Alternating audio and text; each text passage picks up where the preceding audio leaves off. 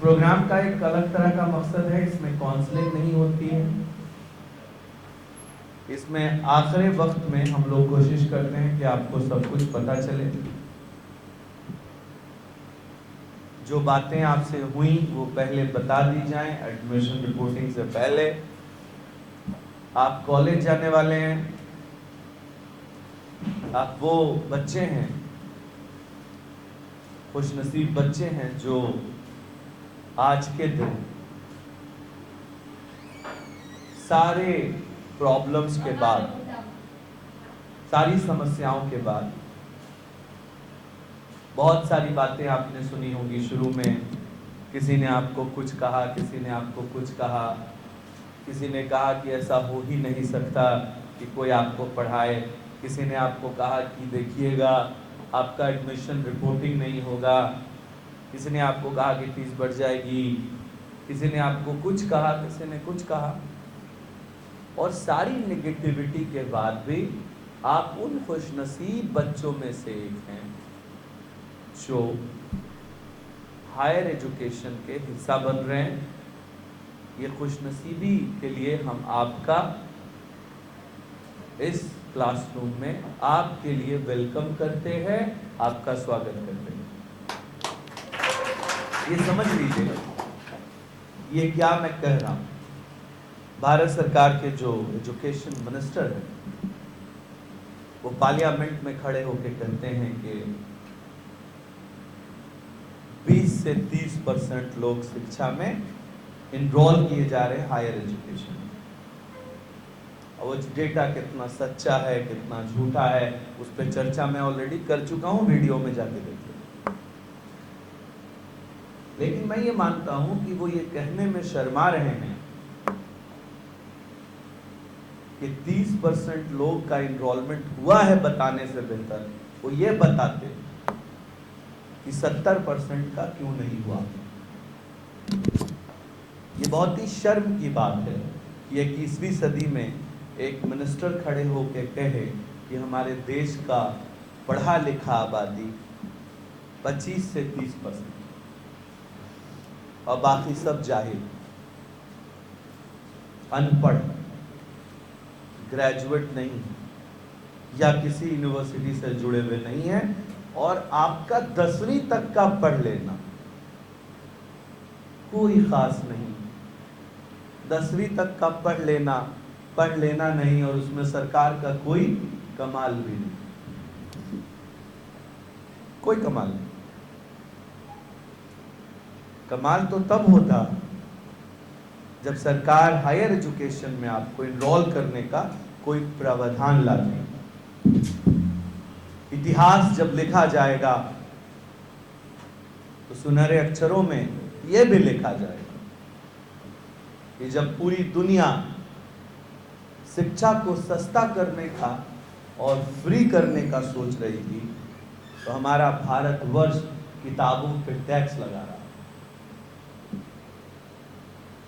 लिखा जाएगा इतिहास। इसको महंगा करने का उपाय लाया जा रहा। सारे तंत्र पता है आपको, क्या आपको ये नहीं पता कि भारत की बहुत बड़ी आबादी का जो आय का स्रोत है वो 60 से 70 हजार रुपए, और लोग बनाते हैं एसडीओ के यहाँ जाकर, बीडीओ के यहाँ जाकर आय प्रमाण पत्र 1 लाख से कम का।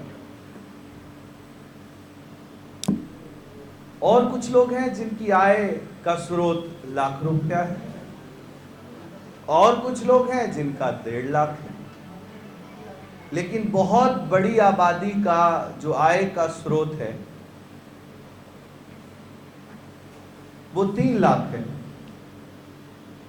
और बहुत कम आबादी 2 से 3, 4, 5% ऐसी होगी जिसकी आय का स्रोत उससे ज्यादा। लेकिन अगर 75% आबादी का आय का स्रोत 3 लाख से कम है तो शिक्षा की फीस 4 लाख क्यों है? दिल्ली यूनिवर्सिटी के हॉस्टल की फीस 1,20,000 पर ईयर क्यों कर दी गई? चिंता इस बात की। कहीं ऐसा तो नहीं कि कुछ लोग यही चाहते हैं कि कोई भूमियार, राजपूत, पंडित, ब्राह्मण, मुसलमान, सिख, ईसाई, किसी जाति, किसी धर्म का, चाहे वो किसी कास्ट का हो, वो पढ़ के उनके अमीरों के कतार में तो खड़ा नहीं हो जाए। मैं आपको ये सब क्यों बता रहा हूं? ताकि आप यहां से जाने के बाद ये ना भूल जाएं कि आप एक योजना के हिस्सा हैं, एक शिक्षा का मिशन संकल्प के हिस्सा हैं, और इस संकल्प के माध्यम से ना कोई मॉर्गेज, ना कोई लोन, ना कोई उधार, एक संकल्प के मिशन के तहत आपको 100% ट्यूशन फीस की जिम्मेदारी उठाते हुए योजना के तहत आपको पढ़ने भेजा जा रहा है। और जो वादा आपसे किया गया 1000 के फॉर्म का, उसके अलावा आपने अगर किसी को 1 रुपया भी दिया तो आज हमसे लेके जाइए। पॉइंट नंबर 2, यदि आपने किसी को सर्विस चार्ज दिया, डोनेशन दिया, एडमिशन चार्ज दिया, आज हमसे लेके जाइए।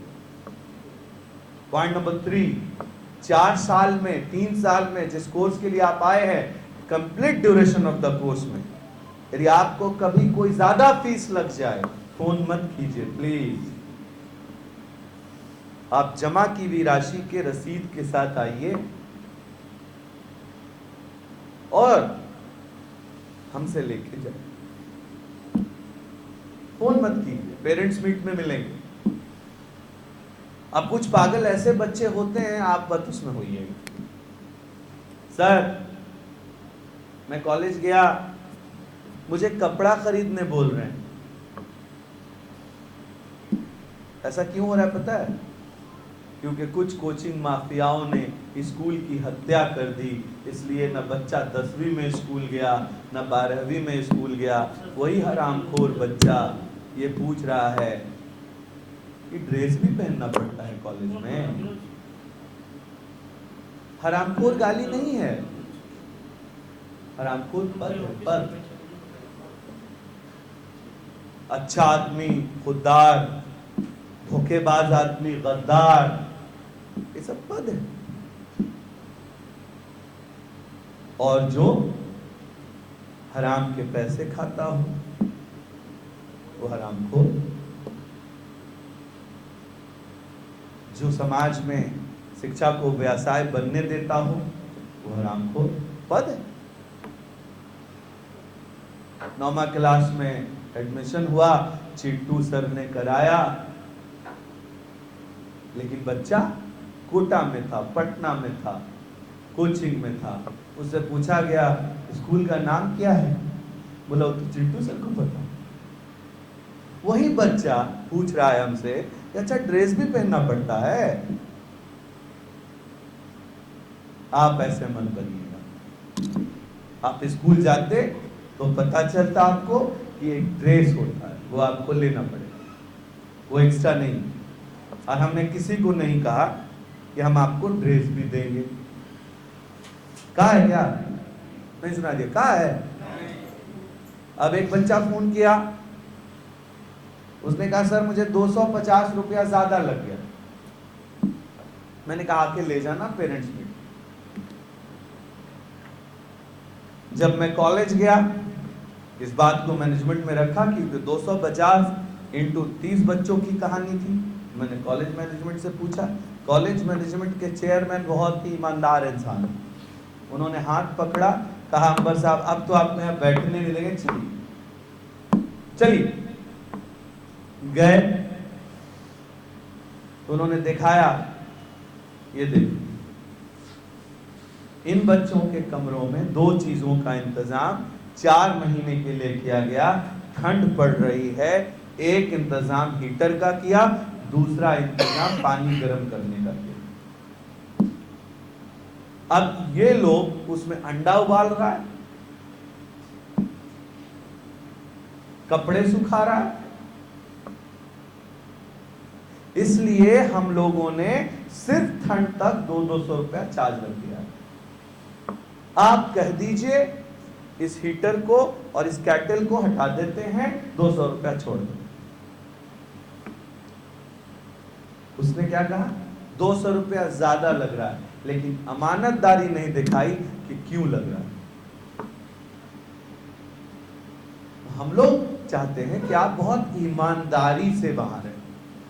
कल मुझे कॉलेज मैनेजमेंट की तरफ से कोई शिकायत आपकी ना आए, और दो बातें होंगी, सम्मान के साथ, एगा चोगा के साथ दरवाजा से निकलिएगा या दीवार फांद के भाग जाइए। वहां लफूगिरी नहीं चलेगी, फटा जींस नहीं चलेगा, उल्टे पुल्टे बाल नहीं चलेंगे, वहां दारू नहीं चलेगी, सिगरेट नहीं चलेगा, गुटखा नहीं चलेगा। अगर इसमें आप पकड़े गए, संलग्न पाए गए, तो आपका पहला नोटिस में स्कॉलरशिप कैंसिल होगा और दूसरे नोटिस में कॉलेज से बाहर। याद रखिएगा इस बात को। वहां हम लोग जो भेज रहे हैं, यहीं तक रास्ता आसान था, यहां के बाद रास्ता टफ है। वहां आप एक कॉमन बच्चे हैं, वहां कोई अलग से आप रोज माइंड के कैंडिडेट नहीं है, वहां आप कॉलेज के कैंडिडेट हैं, BIS मोगा के कैंडिडेट। एक बहुत कीमती बात मैं अपने बारे में बताना चाहता हूं। जब मैं पहली बार कॉलेज गया, मेरे साथ मेरे एक बड़े भाई थे, वो मुझे लेके गए। गुलबर्गा की सिटी थी, वहां मैं KCTE कॉलेज, कल्ले रवा चैरिटेबल ट्रस्ट का हिस्सा बना। कॉलेज गया तो खपड़े से बना हुआ एक कॉलेज था,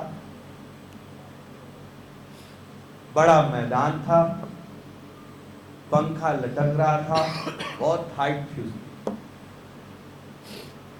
और कुछ पक्का भी थी, कुछ कच्चा भी।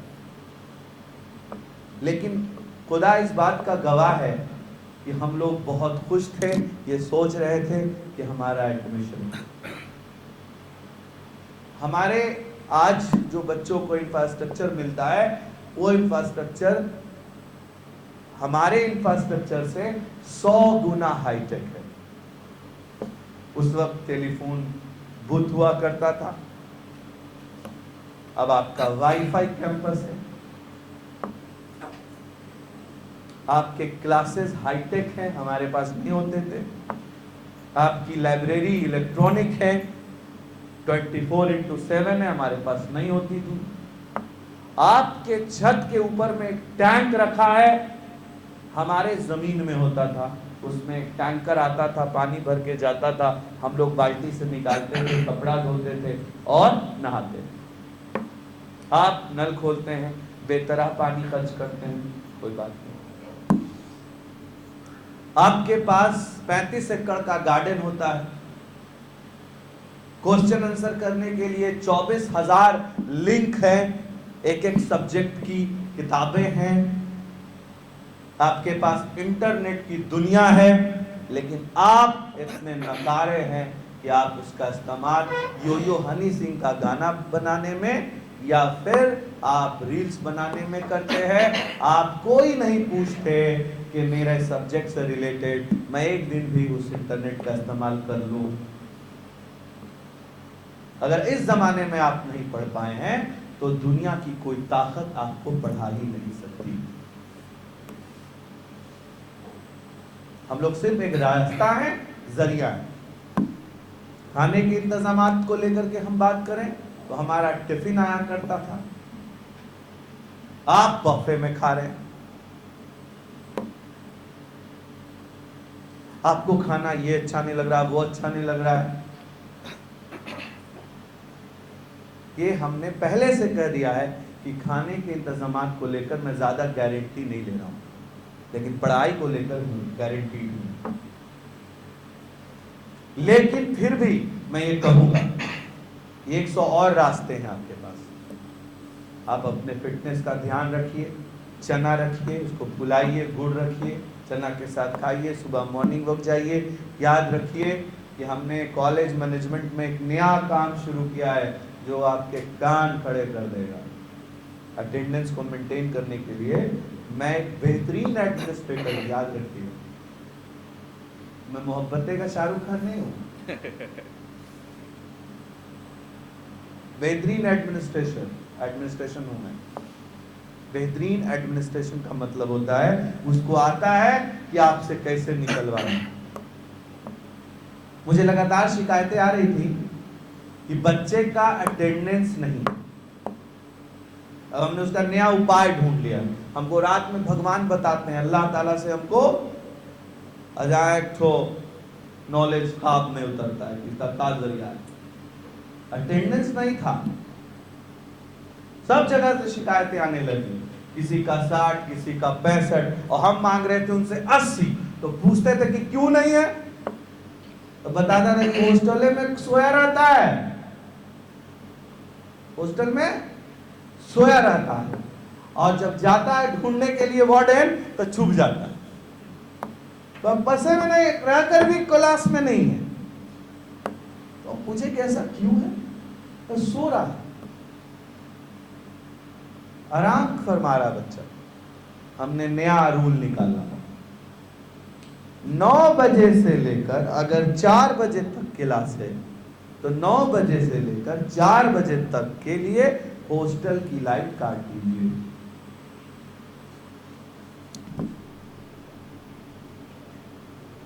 अपने आप मुर्गी बाहर आ जाएगी। समझ गए? बिल्कुल बिल्कुल। लिख लीजिए, लागू कर लीजिए। आप सामने कह रहे 9 बजे से लेकर 4 बजे तक इलेक्ट्रिक की जरूरत कॉलेज में है कि हॉस्टल में है? जरूरत क्या हॉस्टल में? बंद, ना वहां इंटरनेट चले ना वहां इलेक्ट्रिक चले। लागू कर लीजिए इसको। इसका उपाय हमने ढूंढा।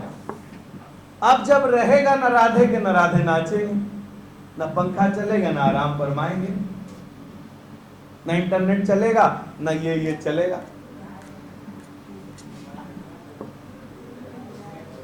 ठीक है, तो ये अटेंडेंस बढ़ाने के लिए हम लोगों ने किया है। अगर आप ठीक ठाक रहेंगे तो उसको अगले साल से देखेंगे तो ठीक करेंगे, लेकिन इस साल लागू कर दिया। 9 बजे से लेकर 4 बजे तक हॉस्टल की लाइट बंद। उस वक्त हॉस्टल की लाइट चालू होगी तब जब उस पर क्लास इधर बंद हुआ, क्लास बंद होते ही हॉस्टल की लाइन चालू कर देंगे। उधर क्लास बंद, इधर हॉस्टल की लाइन चालू। चेंजर लगेगा। How is this idea? Parents को तो मजा। ठीक है, ये आइडिया हमने इसलिए सोचा, इससे इलेक्ट्रिक की बचत होगी, हॉस्टल में कोई छुपेगा नहीं। छुपेगा तो लास्ट में 2 दिन बाद सोचेगा कि यहाँ तो मर ही जाएंगे, इससे बेहतर कॉलेज जाते तो अच्छा रहता। 2-4 बार में सुधर जाएगा।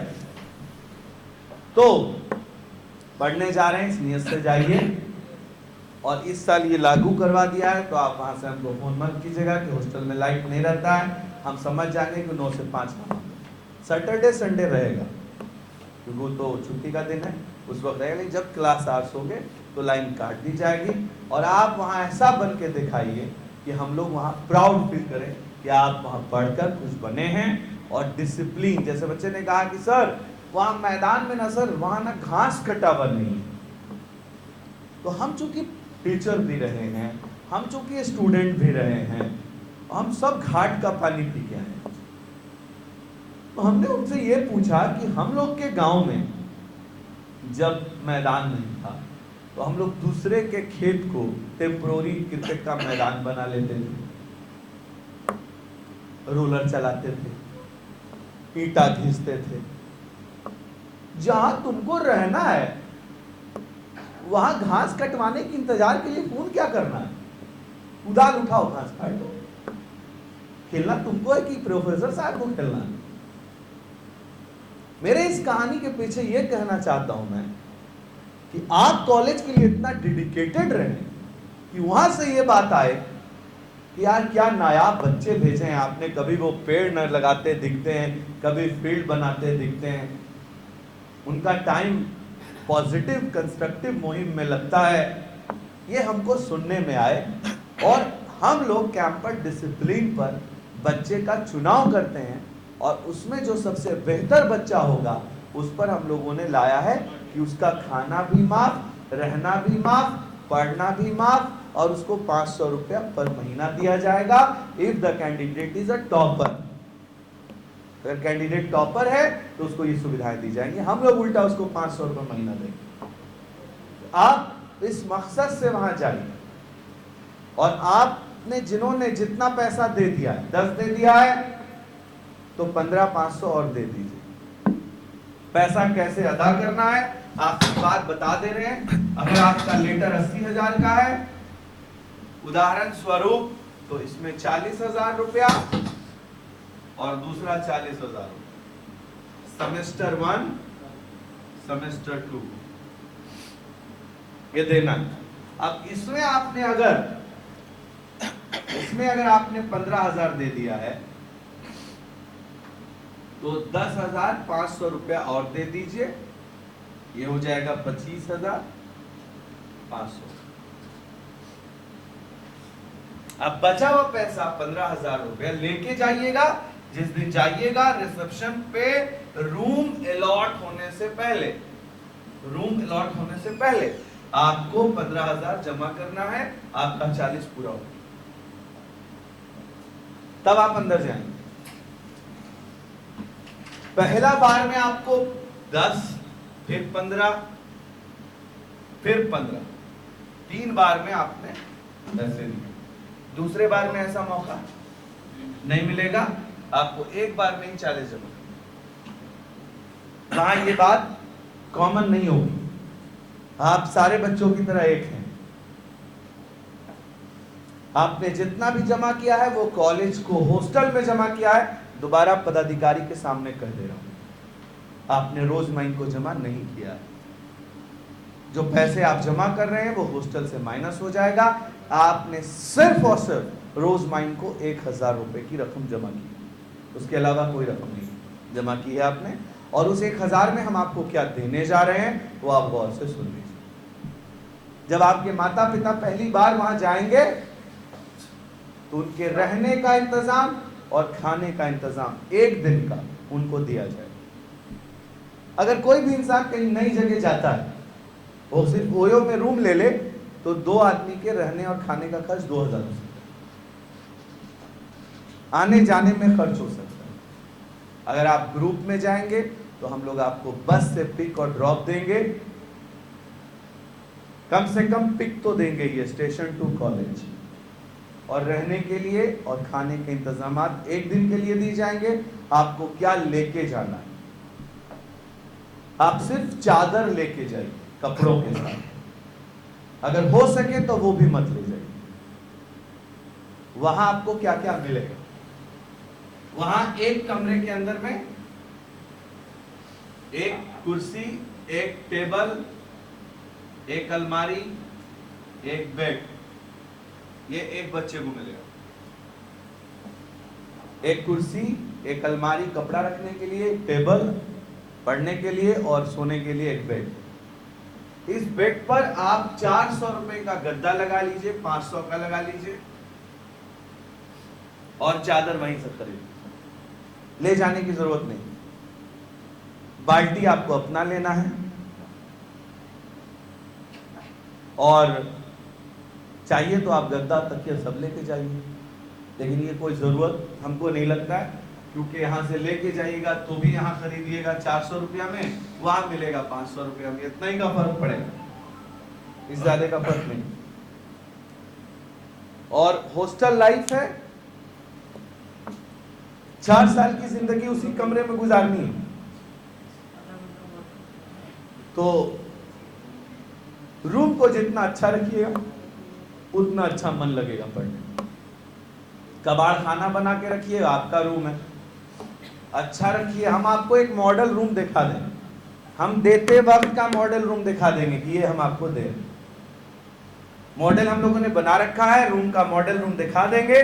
उसी रूम को हम लोगों ने इतना खूबसूरत बनाया है, आप भी बना सकते हैं। हम आपको दे रहे हैं टेबल, आप उस पर बेहतरीन कपड़ा डाल दीजिए। देखिए ये बाहर से कैसा लग रहा है, ये टेबल कैसा लग रहा है? हाँ, आइए अंदर से इसकी हालत देखिए, देखिए, है ना। सब चीज क्या है, आप कैसे रखते हैं। आप अपने रूम में अच्छे से टेबल रखिए, अच्छा सा रूम बना के रखिए, साफ सुथरा रखिए, और चीजों को आप तोड़ेंगे तो आपको फाइन लगेगा। मान लीजिए कि आपको एक स्विच बना के दिया गया, एक पंखा लगा के दिया गया, ठीक है, सुन लीजिए, बहुत इंपॉर्टेंट लाइन। आपको एक बेसिन दिया गया और एक कमोड बाथरूम दिया गया, आपको एक बाल्टी दिया गया, एक जग दिया गया, आपने तोड़ दिया, स्विच को आपने भस्म कर दिया, गुस्सा आया, आपकी गर्लफ्रेंड रूठ गई, आपने उस पर हाथ मार दिया, टूट गया वो, तो 4 बच्चे जो कमरे में हैं उनसे चंदा करके बनाया जाएगा, उन पर फाइन लगा के बनाया जाएगा। हम आपको एक बार सामान देंगे, ये सब बता देना जरूरी है। हमने कमोड बना के आपको दिया, बाथरूम बना के दिया, उसके लिए 2 कमरे अलॉट किए गए, वहां जाना है आपको बाथरूम, आपने बाथरूम के नल फल सब तोड़ दिए, आप ही को बनवाना। कॉलेज मैनेजमेंट आपको प्रोडक्ट देगा, लेकिन आपके साथ मेंटेनेंस कॉस्ट वो नहीं उठाएगा। हाँ, बड़ा मेंटेनेंस, जैसे गीजर जल गया तो कॉलेज मैनेजमेंट उठाएगा, लेकिन आप डेली नल तोड़िएगा, बेसिन तोड़िएगा, तो वो जो बच्चे उस फ्लोर पर रह रहे हैं उन पर फाइन लगाया जाएगा। और वहां कैमरे भी लगे हैं, जिसने तोड़ा है उससे तो अगर वो पकड़ा गया तो डायरेक्ट वसूली होगी, तो फाइन भी लगेगा। होना चाहिए नहीं होना चाहिए? आप पढ़ने गए हैं कि बॉल फोड़ने गए? पढ़ने, हाँ, नुकसान करने गए। इसलिए पहले दिन ही हम लोग सब बता देते हैं कि आपके साथ कोई नई बात पेरेंट्स को ना पता चले, इसी को ना कहते हैं धोखा नहीं होना चाहिए।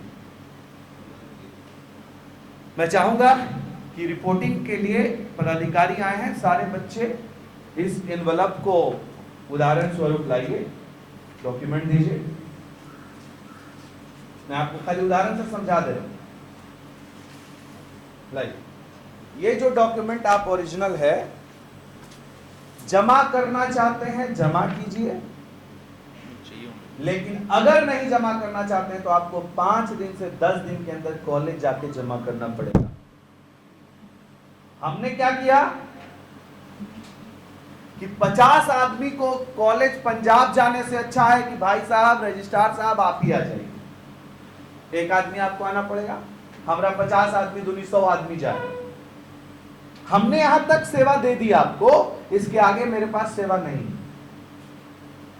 ये डॉक्यूमेंट आपकी प्रॉपर्टी नहीं है, ये डॉक्यूमेंट कॉलेज में जमा होगा, यूनिवर्सिटी जाएगा, वेरीफाई होगा, वेरीफाई होके आएगा, आप कॉलेज में एप्लीकेशन लिखेंगे, आपको वापस मिल जाएगा। लेकिन फिर भी माइग्रेशन नहीं मिलेगा, माइग्रेशन यूनिवर्सिटी को जाएगा। आपको डॉक्यूमेंट में माइग्रेशन छोड़ के सब वापस हो जाएगा, वहां से सिर्फ टीसी मिलेगी। अगर आप कुछ वापस लेंगे तो वहां से क्या मिलेगा? टीसी मिलेगा, ट्रांसफर सर्टिफिकेट। लेकिन ये माइग्रेशन आपका प्रॉपर्टी नहीं है, ये एडमिशन के लिए मिला है आपको, ये कॉलेज के यूनिवर्सिटी रख लेगी। बाकी सारी चीजें आपको जो जमा करनी है आपके पास जो है वो जमा कर दें, और जो आपके पास नहीं है उसका ये लिस्ट बना के आपको व्हाट्सएप कर देंगे कल कि ये डॉक्यूमेंट आप जब आइएगा तो लेके आइए। क्या क्या आपके पास नहीं है? वैक्सीनेशन की सर्टिफिकेट आप लेके आइए, कैरेक्टर की सर्टिफिकेट आप लेके आइए। आपके पास जो डॉक्यूमेंट्स अभी नहीं है वो लेकर आइए। नहीं, पुलिस से नहीं बनाना है आपको। आप कैरेक्टर सर्टिफिकेट मुखिया जी भी दे देते हैं, वार्ड मेंबर भी दे देता है और स्कूल का टीचर भी दे देता है। मैं एक मिनट डॉक्यूमेंट बता देता हूँ उनको। डॉक्यूमेंट सर बता दीजिए please. Hello, very good afternoon to all of you. My name is Dr. Vikas Sharma. I am there as a head of the department as well as a principal of engineering college, BIS College of Engineering and Technology. Actually, we are running a 4 different colleges. हम 4 colleges चला रहे हैं। BIS College of Engineering, BIS College of Pharmacy, BIS Polytechnic College, and BIS Institute of Science and Technology.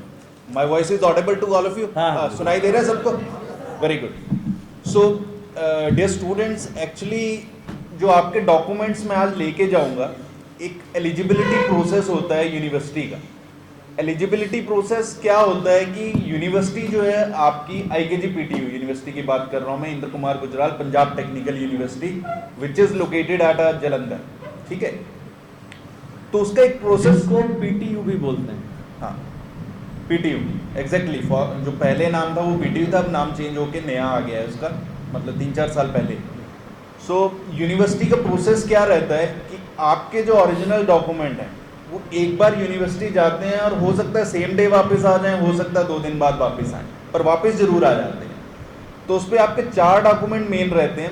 एक आपका हो गया 10th, जिससे वो डेट ऑफ बर्थ मैच करते हैं। दूसरा डॉक्यूमेंट हो गया आपका +2, जो आपकी एलिजिबिलिटी, मेन एलिजिबिलिटी है। तीसरा डॉक्यूमेंट हो जाएगा आपका कैरेक्टर सर्टिफिकेट, और चौथा डॉक्यूमेंट रहेगा आपका माइग्रेशन। और 5वां डॉक्यूमेंट जो है, अगर किसी ने 2022 से पहले +2 कर रखी है तो उसको एक गैप सर्टिफिकेट बनाना पड़ेगा कि 1 साल में घर पे फ्री था या कोई जॉब कर रहा था, व्हाटएवर जो भी था। इज इट क्लियर है ये चीज़? सो यही डॉक्यूमेंट मैं आपसे लेके जाऊंगा, क्योंकि एलिजिबिलिटी का जो प्रोसेस है हार्डली अक्टूबर या सितंबर मंथ में शुरू हो जाता है यूनिवर्सिटी की तरफ से, ठीक है। और जो रिपोर्टिंग टाइम रहेगा इस बार आपका 15 सितंबर, मुझे लगता है 15 सितंबर के बाद आप रिपोर्ट कर सकते हैं, क्योंकि यूनिवर्सिटी की तरफ से कैलेंडर आता है हमें, जो एकेडमिक कैलेंडर होता है वो 22-23 का जो कैलेंडर है वो आ चुका है। और जो यूनिवर्सिटी ने हमें इंस्ट्रक्शन मिली हैं वो ये मिली हैं कि आप 3 अक्टूबर 2022 से नया सेशन स्टार्ट कर सकते हैं। तो आप 15 सितंबर के बाद ही रिपोर्ट करें सारे, उससे पहले ना आए। बट उससे पहले मेरे को आपके सब ओरिजिनल डॉक्यूमेंट जो मैंने मेंशन किए हैं वो चाहिए होंगे। Is it clear? क्या क्या डॉक्यूमेंट है? फिर से रिपीट करता हूं मैं, 10th, +2, 12th का डॉक्यूमेंट, एक कैरेक्टर, एक माइग्रेशन।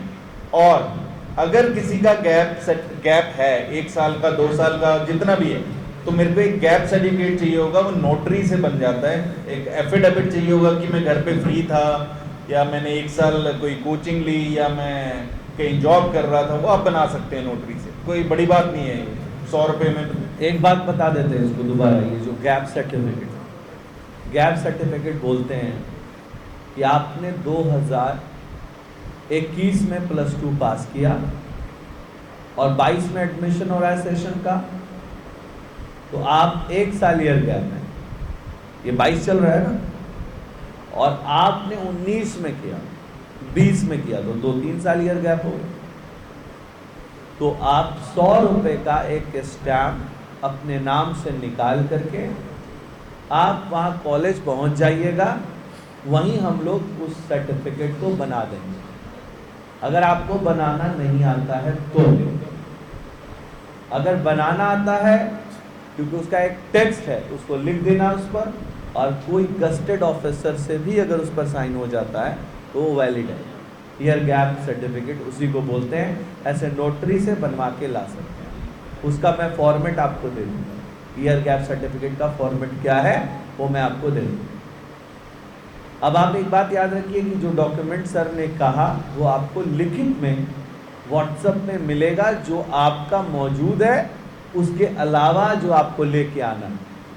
और आने से पहले आप हो सके तो सब लोग एक फाइल खरीद लीजिए, अपने 10वीं का 12वीं से रिलेटेड जितना भी डॉक्यूमेंट है वो सब उस फाइल में रख के कॉलेज जाना है, जो वहाँ ज़रूरत पड़ेगी, क्योंकि उसके अलावा खेत खलियान तो लेना नहीं है। आपके पास है क्या? 10वीं और 12वीं, और क्या है आपके पास? एक बात। दूसरा, एक बहुत इम्पॉर्टेंट चीज़ जो मैं रिपोर्टिंग में सब बच्चों को बता रहा हूँ और अभिभावक को बता रहा हूँ, कोई भी अगर यहाँ ऐसा बच्चा है जिसको किसी तरह की मिर्गी की बीमारी है या किसी तरह का ऐसा मामला है जो उसको बेहोश हो जाता है, तो वो तुरंत हम लोगों को अपनी मेडिकल सर्टिफिकेट लगा के देगा, ताकि उसके बेहोश होने पर करना क्या है वो वहाँ मैनेजमेंट को पता हो। ऐसी एक घटना अभी हमारे यहाँ घटी है कि एक बच्चा जो है क्लास में गिर गया, उसको पहले से मिर्गी की बीमारी थी और हम लोग ये नहीं समझ पाए कि इसको दिक्कत क्या है, और उनके पेरेंट्स ने फ़ोन नहीं उठाया। वो तो वक्त रहते हमारे कॉलेज में जो एक फैकल्टी थी उसके यहाँ एक ऐसा सिमिलर कैंडिडेट था, वो तुरंत समझ गया कि इसको एक बीमारी है और उसने उसको ठीक कर दिया। लेकिन आप सोचिए कि वो नहीं होता तो उसकी मौत भी हो सकती थी, क्योंकि करना क्या है सिर्फ उसी को पता। इसलिए कोई भी ऐसा शख्स जो छुपा रहे, अपना बीमारी छुपाना नहीं है, अगर कोई ऐसा मामला है तो ज़रूर बताइए। और आपको अभी यहाँ नहीं बताना है, वो अलग से बताना है। आप ये बात यहाँ क्लास में नहीं बताएंगे, आप वहाँ को अलग से बताइए, हम लोग उसको सुनेंगे, समझेंगे और उस पर हम लोग आपको उसका मेडिकल रिपोर्ट हमेशा अपनी फैकल्टी से शेयर कर देंगे कि अगर कोई ऐसा मामला होता है तो उसको ठीक ठाक सुरक्षा दी जाए। और अब आपके मन में कोई सवाल है तो पूछ लीजिए।